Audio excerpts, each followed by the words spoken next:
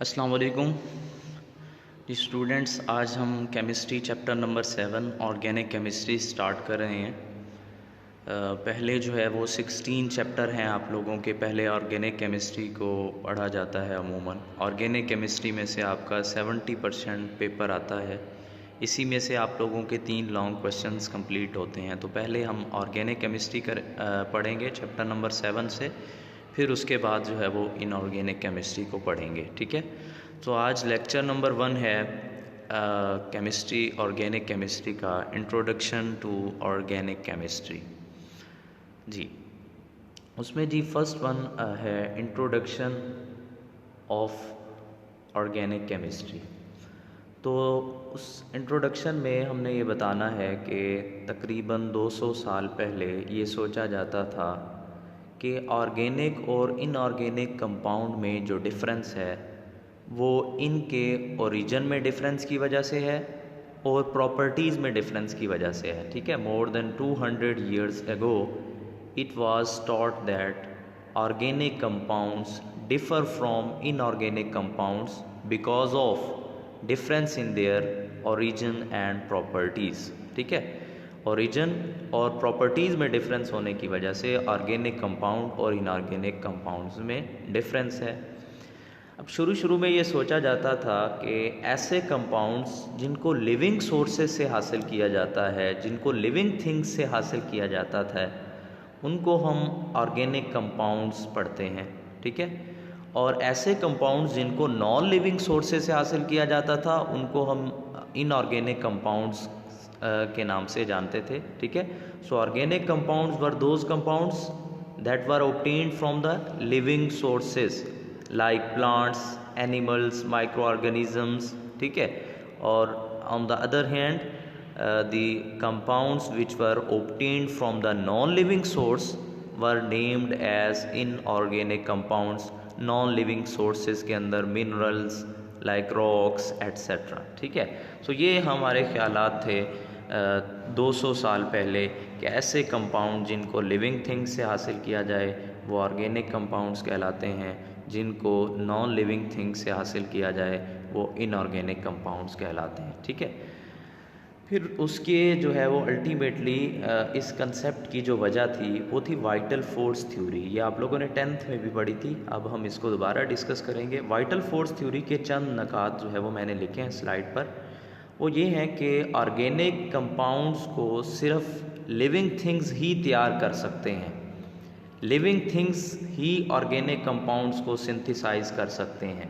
उसकी क्या वजह है उस दूसरे पॉइंट में लिखी हुई है, क्योंकि लिविंग थिंग्स के अंदर वो नेचुरल फोर्स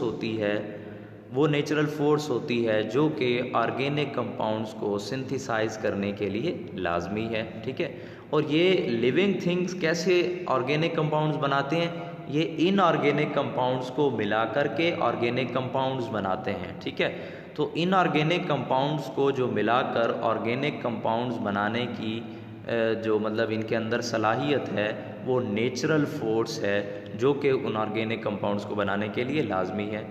अब इसी को उसने मज़ीद एक्सप्लेन किया कि synthesis of organic compounds require vital force. Organic compounds को बनाने के लिए एक वाइटल फोर्स की ज़रूरत है, एक नेचुरल फोर्स की ज़रूरत है, that is God gifted force possessed by the living things. वो हम ये समझते थे कि वो एक गॉड गिफ्टेड फोर्स है जो कि सिर्फ लिविंग थिंग्स के पास है, इसीलिए लिविंग थिंग्स ही सिर्फ इनऑर्गेनिक कंपाउंड्स को मिलाकर ऑर्गेनिक कंपाउंड्स बना सकते हैं। ठीक है, और नंबर 3 पॉइंट्स है कि organic compound cannot be synthesised from the inorganic compounds artificially in the laboratory.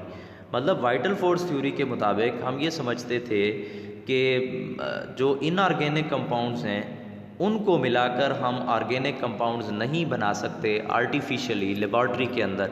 यानी कि जो काम लिविंग थिंग्स करते हैं कि इनऑर्गेनिक को मिला करके ऑर्गेनिक कंपाउंड्स बना दिए वाइटल फोर्स की मदद से, वो हम आर्टिफिशियली लैब के अंदर नहीं कर सकते। लैब के अंदर हम इनऑर्गेनिक कंपाउंड्स को मिलाकर ऑर्गेनिक कंपाउंड्स नहीं बना सकते। तो ये 3 पॉइंट्स थे वाइटल फोर्स थ्योरी के। ठीक है, फर्स्ट पॉइंट क्या था कि organic compounds could only be synthesised by the living things. Number 2 point कौन सा है कि उस सिंथेसिस के लिए जो लिविंग थिंग्स ऑर्गेनिक कंपाउंड्स की सिंथेसिस करते हैं उसके लिए एक वाइटल फोर्स रिक्वायर है, और वाइटल फोर्स एक गॉड गिफ्टेड फोर्स है, वो सिर्फ लिविंग थिंग्स के अंदर है।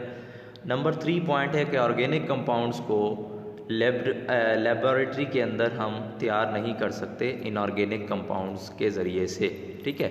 तो फिर जो है ये थी वाइटल फोर्स थ्योरी। उसके बाद वाइटल फोर्स थ्योरी को जो है वो रिजेक्ट कर दिया गया। फ्रेडरिक वुलर नामी साइंसदान ने वाइटल फोर्स थ्योरी को रिजेक्ट किया।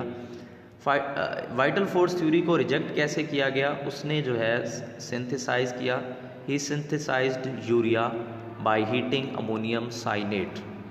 अब उसने लैब के अंदर ये काम किया। हम तो ये पढ़ रहे थे ना वाइटल फोर्स थ्योरी में कि लेबॉरेटरी के अंदर जो है वो हम इनऑर्गेनिक कंपाउंड्स से ऑर्गेनिक कंपाउंड्स नहीं बना सकते, लेकिन फ्रेडरिक वुलर ने क्या किया, लेबॉरेटरी के अंदर अमोनियम साइनेट को हीट किया और उससे यूरिया बना लिया। जैसा कि इक्वेशन के अंदर दिखाया गया, ammonium cyanate NH4CNO that is ammonium cyanate. इसको हमने किया हीट, ऊपर हीट का सिंबल लिखा हुआ है, इसको हमने किया हीट, तो इसके अंदर होगी रीअरेंजमेंट। क्या होगा? Rearrangement of atoms. Ammonium cyanate के एटम्स को जस्ट आप रीअरेंज करेंगे। इस रिएक्शन के अंदर ना आप लोगों ने कुछ ऐड करना है और ना ही आप लोगों ने कुछ इसमें से निकालना है, जस्ट रीअरेंजमेंट करनी है। देखें कैसे हुई rearrangement. NH4CNO it gives NH2C double bond O और दूसरी साइड पे भी उसके है NH2। तो इसमें देखें कोई भी चीज़ हमने ख़त्म नहीं की, इधर भी 4 हाइड्रोजन है, उधर भी 4 हाइड्रोजन है, एक ऑक्सीजन, उधर भी एक ऑक्सीजन, 2 नाइट्रोजन है, उधर भी 2 नाइट्रोजन, एक कार्बन है दोनों तरफ। तो कोई भी चीज़ हमने ऐड नहीं की, जस्ट एटम्स को रीअरेंज किया है। That process is called rearrangement. अब जो न्यू हमने अमोनियम साइनेट से उसको हीट करके न्यू कंपाउंड तैयार किया है NH2C double bond O NH2 that is called urea. अब अमोनियम साइनेट जो है वो इनऑर्गेनिक कंपाउंड है, यूरिया जो है वो ऑर्गेनिक कंपाउंड है। क्योंकि इनऑर्गेनिक कंपाउंड जो है वो उसका सोर्स नॉन लिविंग है, उसको मिनरल से हासिल किया जाता है। अमोनियम साइनेट को कहाँ से हासिल किया जाता है? मिनरल से हासिल किया जाता है। जबकि जो यूरिया है वो ऑर्गेनिक कंपाउंड है, इसको लिविंग सोर्स से हासिल किया जाता है। और यूरिया कहाँ पाया जाता है? Found in the urine of mammals, ठीक है। तो इस तरीके से हमने क्या किया, इनऑर्गेनिक कंपाउंड्स को लेबॉरेटरी के अंदर हीट अप करके इनऑर्गेनिक कंपाउंड से क्या तैयार कर लिए, ऑर्गेनिक कंपाउंड्स तैयार कर लिए। तो उसके बाद वाइटल फोर्स थ्योरी को रिजेक्ट कर लिया गया, क्योंकि अब ये कॉन्सेप्ट गलत हो चुका था कि ऑर्गेनिक कंपाउंड्स को सिर्फ लिविंग थिंग्स ही प्रिपेयर कर सकते हैं, बल्कि अब हम लेबॉरेटरी के अंदर भी इनऑर्गेनिक कंपाउंड से ऑर्गेनिक कंपाउंड्स बना चुके थे, ठीक है। तो ये थी वाइटल फोर्स थ्योरी और इसको किस तरीके से रिजेक्ट किया गया, ठीक है। उसके बाद है जी मॉडर्न डेफिनेशन। अब मॉडर्न डेफिनेशन के अंदर हमने ये बताना है कि अब पहले वाली डेफिनेशन तो ख़त्म हो गई, क्योंकि हम तो ये पढ़ रहे थे कि ऐसे कंपाउंड जिनको लिविंग थिंग से हासिल किया जाए वो ऑर्गेनिक हैं।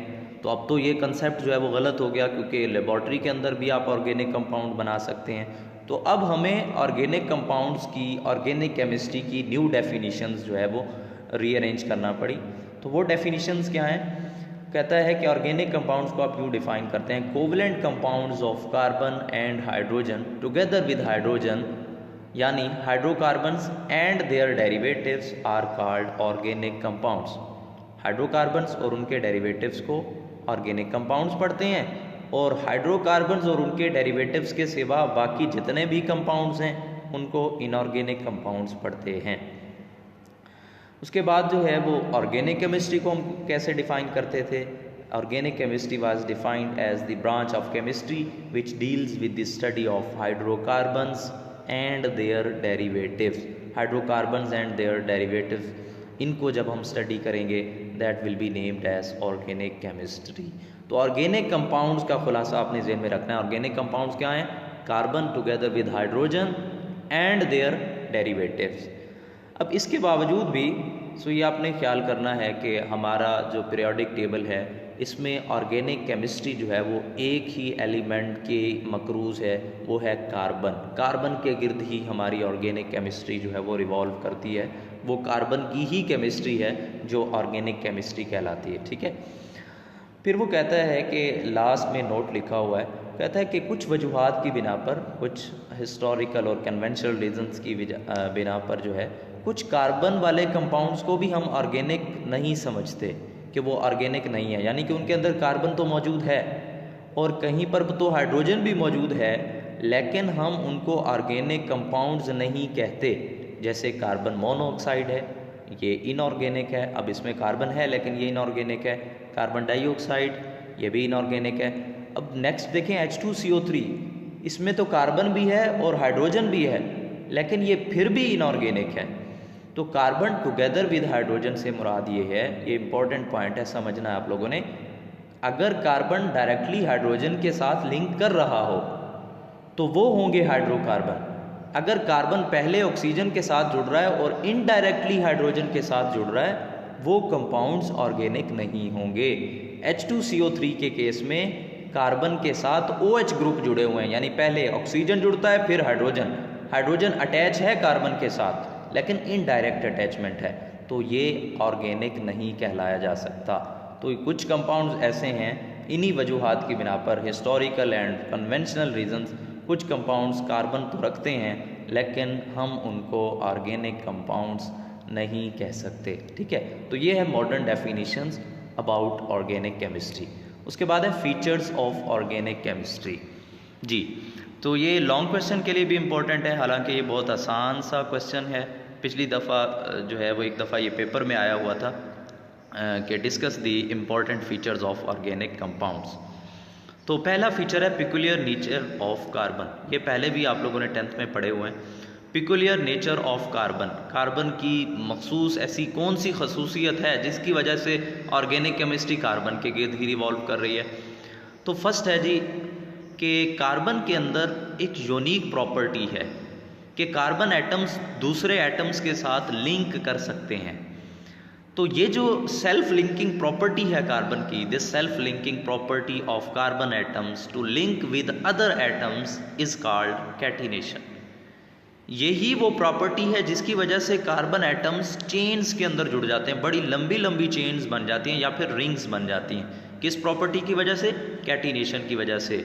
और कार्बन की इसी प्रॉपर्टी की वजह से कार्बन के जो कंपाउंड्स हैं वो बहुत ज़्यादा कसरत के अंदर पाए जाते हैं, यानी कि this property is responsible for a large number of organic compounds. This property is responsible for a large number of organic compound. Carbon जो है वो कार्बन दूसरे कार्बन के साथ सिंगल बॉन्ड भी बना सकता है, डबल बॉन्ड भी बना सकता है, ट्रिपल बॉन्ड भी बना सकता है। कार्बन जो है वो दूसरे एलिमेंट्स के साथ सिंगल स्टेबल बॉन्ड भी बना सकता है और मल्टीपल बॉन्ड भी बना सकता है। ऑक्सीजन के साथ बॉन्ड बना सकता है, नाइट्रोजन के साथ बना सकता है, सल्फर के साथ बना सकता है। सो देखिए कितनी वैरायटी है। कार्बन जो है वो आपस में सेल्फ लिंकिंग भी कर सकता है, सिंगल बॉन्ड बनाता है, मल्टीपल बॉन्ड बनाता है, दूसरे एटम्स के साथ भी सिंगल बॉन्ड बनाता है, मल्टीपल बॉन्ड बनाता है। सो यही वो कार्बन की प्रॉपर्टी है जिसकी वजह से जो ऑर्गेनिक कंपाउंड्स की तादाद है वो मिलियंस के अंदर है। न्यूमरस ऑर्गेनिक कंपाउंड्स जो है वो हम पढ़ते हैं that are due to peculiar nature of carbon. तो ये एक फीचर हो गया। नेक्स्ट है second one, non ionic reaction. मतलब ये है कि वो कहना चाह रहा है कि ऑर्गेनिक कंपाउंड्स के जो रिएक्शन है वो नॉन आयोनिक होते हैं। तो साफ जाहिर है ऑर्गेनिक कंपाउंड जो है वो कोवलेंट कंपाउंड्स हैं। ठीक है, ऑर्गेनिक कंपाउंड्स कोवलेंट कंपाउंड्स हैं और उनकी नेचर जो है वो मॉलिक्यूलर है। तो इनके जो रिएक्शन होंगे, चूंकि ये कोवलेंट कंपाउंड्स हैं, इनके रिएक्शन भी कैसे होंगे? इनके रिएक्शन भी कोवलेंट रिएक्शंस होंगे। अब कोवलेंट रिएक्शंस को आप जो है वो नॉन आयोनिक रिएक्शन भी पढ़ सकते हैं। ठीक है, नंबर 3 है, तो ये नॉन आयोनिक रिएक्शंस हमने डिस्कस कर लिया। नंबर 3 है सिमिलरिटी इन बिहेवियर। अब कुछ ऑर्गेनिक कंपाउंड्स ऐसे होते हैं जिनमें क्लोज रिलेशनशिप पाया जाता है, यानी कि उनकी केमिकल प्रॉपर्टीज़ एक दूसरे से स्ट्रांगली जो है वो मैच कर रही होती हैं। ऐसे ऑर्गेनिक कंपाउंड्स जिनकी प्रॉपर्टीज़ बिल्कुल सिमिलर होती हैं, तकरीबन जिनकी केमिकल प्रॉपर्टीज़ सिमिलर होती हैं, उनको हम एक सीरीज़ के अंदर रख देते हैं, ग्रुप में रख देते हैं। उस ग्रुप को हम नाम देते हैं होमोलोगस सीरीज़। ये भी आप लोगों ने 10th में पढ़ा था। होमोलोगस सीरीज़, होमोलोगस सीरीज़ जैसे अल्केन्स है, अब उसके अंदर काफ़ी सारे मीथेन, इथेन, प्रोपेन, ब्यूटेन, ये सारे जो है वो उसके अंदर आ रहे हैं। तो इन तमाम कंपाउंड्स की जो कि अल्केन्स के अंदर आते हैं, उनकी केमिकल प्रॉपर्टीज़ जो है वो तकरीबन एक दूसरे से मिलती जुलती हैं, और ख़ास तौर पे केमिकल प्रॉपर्टीज़ जो है वो उनकी आपस में एक दूसरे से मिलती जुलती हैं। ठीक है, सो इस तरीके से हम जो है वो मिलियंस ऑफ ऑर्गेनिक कंपाउंड्स को कुछ होमोलोगस सीरीज़ के अंदर, ये तकरीबन 17 के 18 होमोलोगस सीरीज़ के अंदर हम तमाम ऑर्गेनिक कंपाउंड्स को जो है वो अरेंज कर लेते हैं। तो इस तरीके से हमें मिलियंस ऑफ ऑर्गेनिक कंपाउंड्स को नहीं स्टडी करना पड़ता, बल्कि हम सिर्फ कुछ ही होमोलोगस सीरीज़ को स्टडी कर लेते हैं और उसके बाद हम बता देते हैं कि इस होमोलोगस सीरीज़ में जितने भी ऑर्गेनिक कंपाउंड्स हैं उनकी केमिकल प्रॉपर्टीज़ ऐसी होंगी।